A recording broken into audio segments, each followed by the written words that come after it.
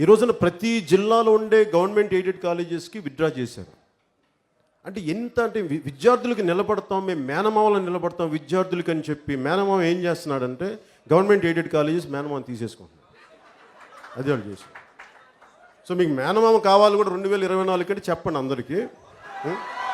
మాకు మా మేనమామ కావాలి, మా మేనమామ మాట ఇచ్చాడు, మాకు మమ్మల్ని బాగా చూసుకుంటాడు అంటే సరేనమ్మా మీది చెప్పండి.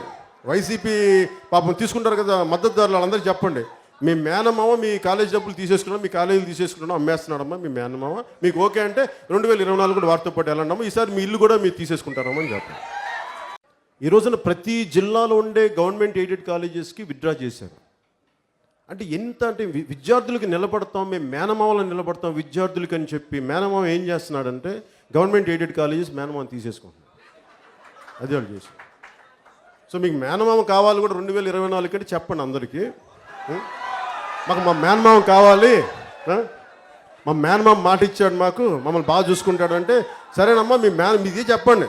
వైసీపీ పాపం తీసుకుంటారు కదా మద్దతుదారులు, వాళ్ళందరికీ చెప్పండి మీ మేనమామ మీ కాలేజ్ డబ్బులు తీసేసుకున్నాం, మీ కాలేజీలు తీసేసుకున్నాం, అమ్మేస్తున్నాడమ్మా మీ మేనమామ, మీకు ఓకే అంటే 2024 కూడా వారితో పాటు వెళ్ళండమ్మా, ఈసారి మీ ఇల్లు కూడా మీరు తీసేసుకుంటారమ్మా అని చెప్పండి.